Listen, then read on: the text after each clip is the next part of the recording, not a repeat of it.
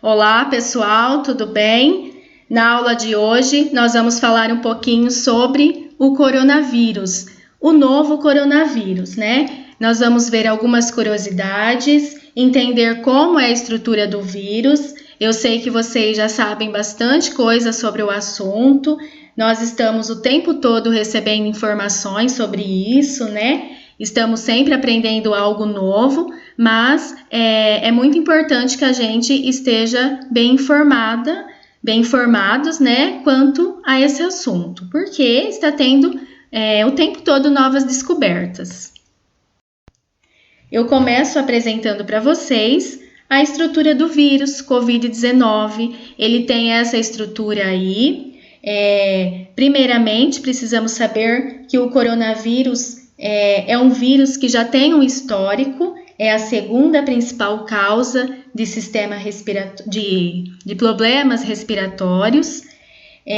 Ao longo do tempo, esse vírus foi se modificando até chegar ao jeito que é hoje, né? Ele vai sofrendo mutações, vai se modificando. É um vírus envelopado, repare aí que ele tem um envelope, e em volta do envelope, dentro, tem o material genético, que é o RNA, e algumas proteínas, como a proteína spike, a proteína S, que é uma proteína que se liga ao receptor da célula hospedeira, ou seja, a célula em que o vírus vai atacar. Então, precisa dessa proteína para ele conseguir entrar na célula e dar início ao seu processo de replicação. Precisamos saber que o vírus é um ser vivo acelular, né? Ou seja, ele não tem célula, ele precisa de outra célula para se multiplicar, para se reproduzir, né? Então, nós costumamos falar que os vírus são parasitas intracelulares obrigatórios, porque eles se multiplicam dentro de uma outra célula, né? E vão causando os danos, vão causando as doenças.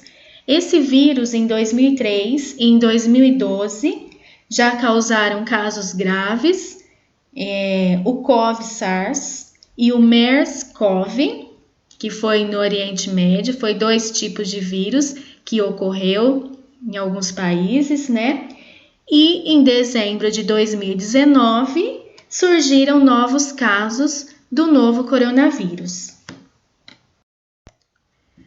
É importante que a gente saiba diferenciar esses 3 termos, coronavírus, Covid-19 e novo coronavírus.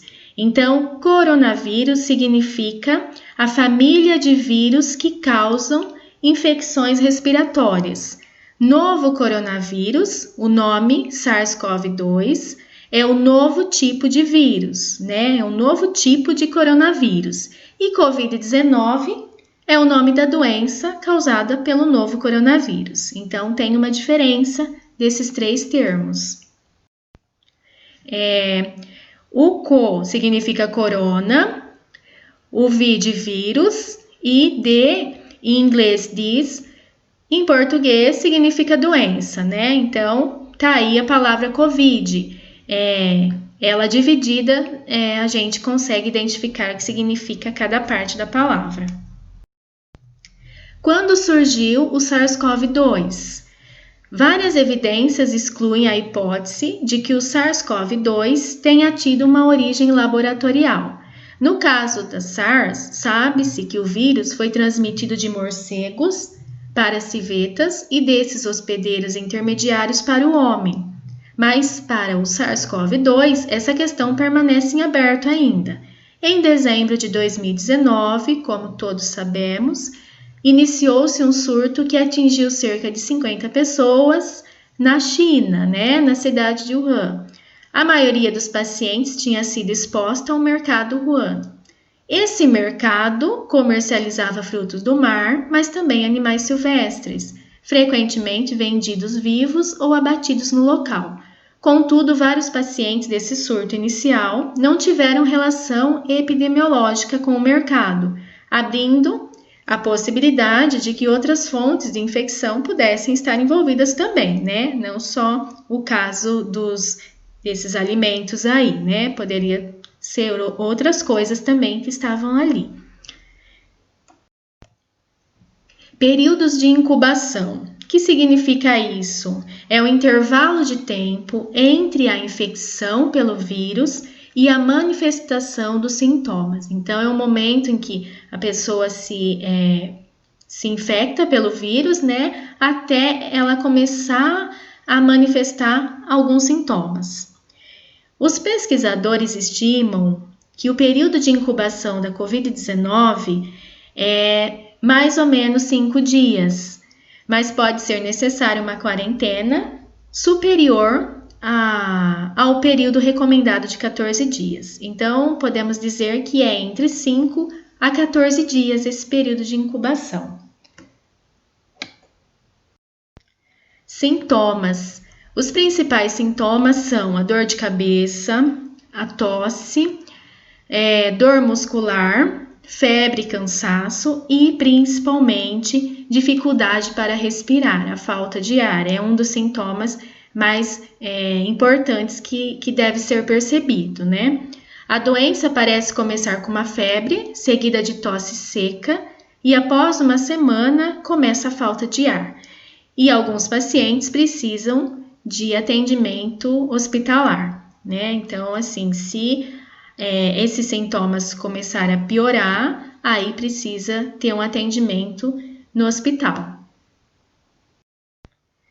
O processo imunológico de resposta ao coronavírus. Então, após a infecção pelo vírus, a carga viral no nosso corpo, no nosso organismo, aumenta rapidamente em poucos dias. Então, assim, o vírus se multiplica muito rápido, é isso que quer dizer. Mas o paciente permanece assintomático, então tem muitas pessoas que são assim, não apresentam sintomas, porque ela ainda está no período de incubação. Então, o vírus pode permanecer incubado, assim, vamos dizer, escondido durante dias, a pessoa nem perceber. E o pior é que nesses dias que a pessoa não sente nada, não tem sintomas, ela continua a vida normal e ela pode estar infectando outras pessoas e nem estar sabendo que está infectando, né? Então, esse é o maior perigo.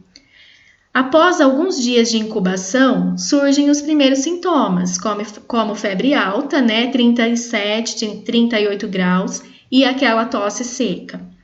Esses sintomas duram em torno de uma semana e o maior risco de complicações respiratórias, como pneumonia, principalmente, ocorre entre 8 a 9 dias, certo? Essa complicação.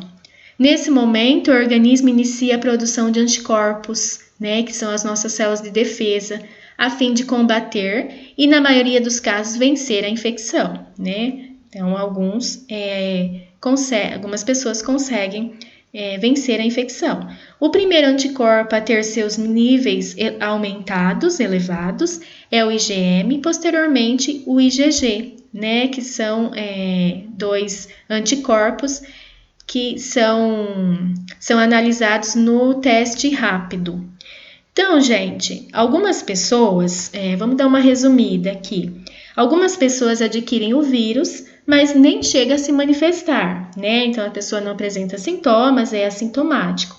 Já em outras pessoas, os sintomas surgem e se agravam, principalmente em idosos. E principalmente se o idoso já apresentar algum tipo de problema. E se for problema respiratório, pior ainda, né? Então, o IgM e o IgG são tipos de anticorpos que nós temos que aumentam quando o paciente está infectado. Como que funciona? Eles agem na forma de reação imunológica a antígenos, que antígenos seria as proteínas dos vírus, certo? Aqui é uma simulação de um teste rápido, com esse aparelhinho aí, chamado cassete. Então, é retirado uma gotinha de sangue do dedo, mais ou menos 10 microlitros, é colocado nesse aparelhinho aí, e em cima é colocado algumas gotas de solução tampão, e assim espera um tempinho e faz-se a leitura. certo? E se der positivo é porque o paciente está infectado. Poluição pode influenciar a ação do novo coronavírus. Nos Estados Unidos, pesquisadores constataram que em lugares onde a poluição é maior, há maior propagação do vírus. No Brasil também já foram iniciados estudos nesse sentido. Sabe-se que o material particulado atmosférico atua como transportador, ou seja, um vetor de transporte, para muitos agentes contaminantes químicos e biológicos, inclusive vírus. Então, os vírus prendem-se por um processo de coagulação ao material particulado atmosférico, né? No caso, partículas ali da poluição, constituído por partículas sólidas ou líquidas que podem permanecer na atmosfera durante horas, dias ou semanas. E assim se espalha e transporta esse vírus mesmo em longas distâncias. Então, a poluição pode piorar a situação, pode fazer com que esse vírus se espalhe mais rápido. Quanto maior a poluição, maior a infecção. Agora, nós não sabemos se a poluição leva os vírus com mais intensidade ou se, devido à poluição, as nossas defesas do nosso organismo diminuem. Então, tem essas duas questões, né? Nós não sabemos certo o que acontece. Sim, os médicos não sabem realmente como que acontece isso. Bom, pessoal, espero que vocês tenham entendido. Dúvidas, eu estou à disposição. Tenham um ótimo dia, uma ótima semana de estudos e até a próxima aula.